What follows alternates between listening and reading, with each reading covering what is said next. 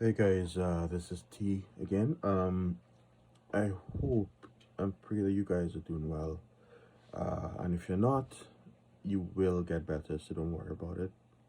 Um, I want to just thank Christina for that beautiful message. I know I replied to you. I did not forget to reply to the other comments. That's on me.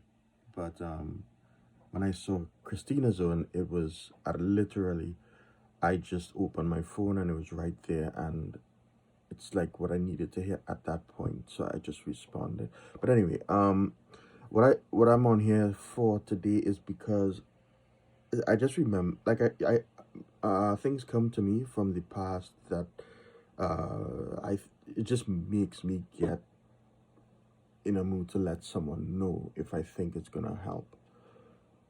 So okay, a couple of years ago, my doctor, or maybe about 4 years ago, that's not a couple, right? My doctor was going through all these different treatment methods, right? Because I told you guys my situation is quite complex, and there seems to be a defect somewhere in my brain that is defeating all of the traditional methods of treating what I have, which is why he's had to go unconventional, but not crazy stuff, and consult with doctors abroad and that kind of thing, right? So I'm probably what you would consider the epitome of treatment resistant, because he's frustrated that his other patients are getting better. Patients he's seen for less than a year, they're getting better for months. They're starting to get better, and I've I've been with him for 25 years, 20 something years around there, and yeah, we're still fighting this thing. And he's determined, and I'm determined. I hope you are determined. That's the important thing too.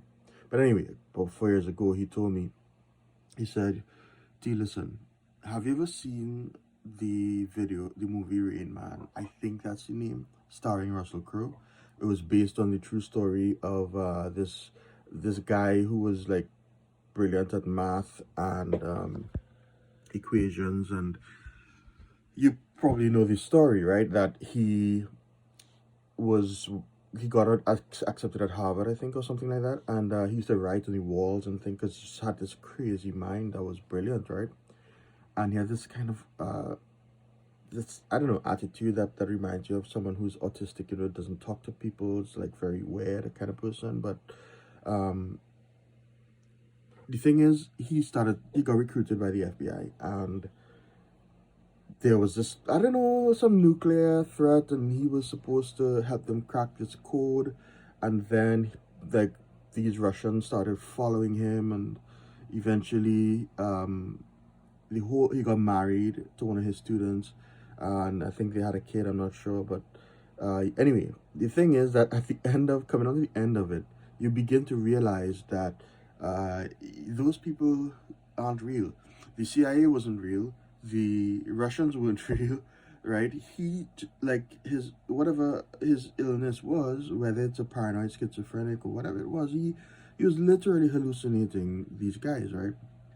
And it affected him for the rest of his life, all the way till he got old. And they didn't show this part in the movie, but if you read up on his story, unfortunately, he and his wife passed away in a car accident. But he was of good age. I think maybe in his 70s, late 70s.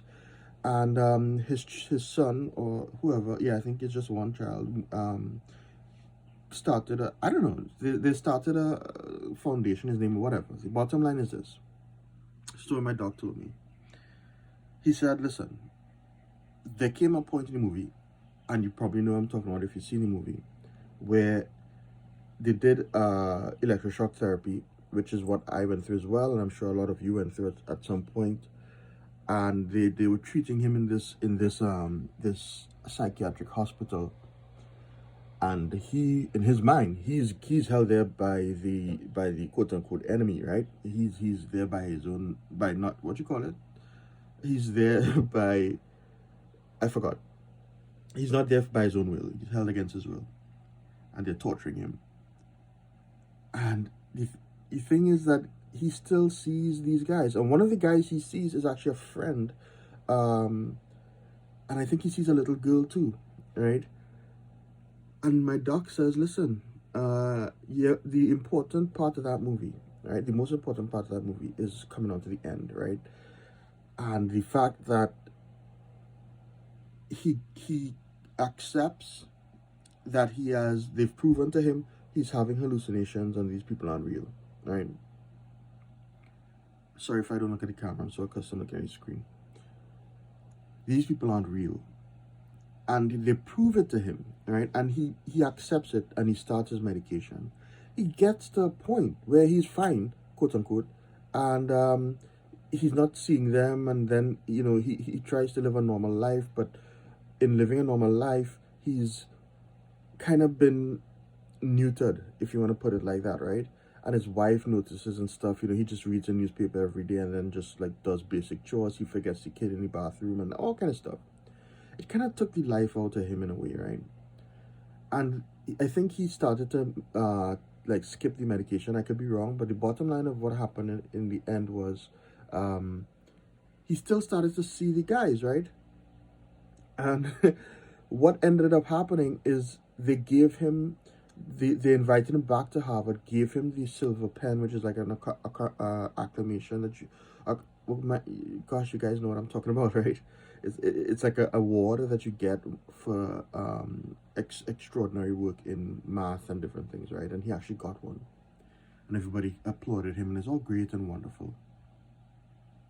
Here's the thing, though. When they kept asking him, his wife asked him, the doctors asked him, like, "Are you still seeing them?" And he's like, "No, they're gone." But they're gone. But he's still looking at his friend who's not there, the little girl who's not there, the CIA agent who's not really there, and he's passing them and he gives them a kind of wink and smiles and he walks off. And I think he confessed and realized that he's seen them for the rest of his life. The thing is, he lived with it. He accepted this is what's going to be here because currently there's no medication that can fix what I have entirely. Between you and me, though, this is just a side point. I don't think he wanted to really forget. I think he was quite happy as who he was. With us, it's probably not the same. And now I'm not talking about hallucinations in particular. I'm talking, and I do get them, right? But and I know that degrees to them as well. But what I'm getting at is this, guys. Why did the doctor tell me that? He didn't tell me that because I was getting hallucinations. He didn't tell me that because he thought I had, you know, an illness like that. He told me that, but he told me without telling me, this is something that you may end up living with for the rest of your life. Now, as a Christian, I firmly believe that it's one of two things. I will be healed at some point, and if I am, I will continue to rally for the people still suffering and try to do what I can for them. But two, if I don't get healed from it, yes, the Lord is going to help me through it, but it will be because He allows it to happen for a reason. And my mission here is to discover what reason that is. Maybe it's getting right here on YouTube. I've had this for 20 something years, guys. So it's not a new thing, okay? So I'm now on YouTube because I've been doing audiophile stuff on YouTube, and I'm like, I have a platform here, I'm comfortable in front of the camera now. Maybe this is the time for me to like reach out to anyone else having this problem, whatever the nature of your MDD. And because of my experience with the MDD, I feel like I'm okay to talk to you about it. I'm not saying mine is worse, anybody else is worse or whatever. I don't compare it like that. But I've been through the ringer more times than I would like to say that I have. And I've had the extremes of symptoms. I've had the extremes of side effects and the extremes of the withdrawals and treatments. Okay? That's why I tell you all the time, I understand. I really do. And I don't want you to think I'm talking from a position that's not educated in that field. You know what I mean? I'm not a doctor. That's the best part. I'm not a doctor. I didn't study this thing and I'm not coming to you to tell you how to live and do these things with this illness. I am one of you guys. I'm suffering from it too. I just it's like living in the desert and surviving for like 25 something years, and anybody else who comes along and gets stuck in the desert, I feel like I'm okay to talk to them about it. And you know, you understand what I mean. So what's the point of all this? The only time I got a serious break, and what I mean by that is when I started to feel like this is a fight I could win, was 4 years later, because he said that 4 years ago. 4 years later, I realized I may have to live with this for the rest of my life. But the other side of it is that I have to live. So you know what? I'm not going to submit to it. I'm not going to believe that I'm going to have it for the rest of my life. I'm not going to give in to it or give up. I will continue to fight it, yes, in every way possible, but with the thought in mind that I may have to live with it for the rest of my life. If you have, I can lock myself in a room and just be there and exist until whenever. But if you lose a leg, let me ask you something. If you lose a leg or an arm or your sight or whatever, does that mean, okay, that's automatically let me give up? It's not. You learn and to understand how to live with that disability. And I admire those people I see when I go out who are blind, who are deaf. And I saw one just the other day, a guy who was blind, and he had to put his hand on his I don't know if his mother, and walk behind her. This guy's fighting to live in this world with his disability. And I'm sure he has hope that whatever comes within the next few years might be able to help him see. And that's what we have to live with, hope. I am in a low part of my downswing, guys. I'm not showing it to you. I am putting on a very tough and hopefully convincing mask, and I know you do the same. I just needed to tell you this. I hope that it does help you in some way. Never give in to it. Those thoughts of suicide, those morbid thoughts that, my doctor likes to call it, and I prefer to call it, those morbid thoughts. I have, and I told you already, I have ranges of morbid thoughts with different kinds, right? That I've journaled. They're gonna be there and they're gonna fight. That's a cognitive issue. They're gonna want you to make you feel a certain way. Understand that it's the same brain that is trying to survive. So your own fight is still up here. Yes, the medications help, but yet you have to do some form of your own cognitive fighting back. And I love what my doc says. 2 things he says.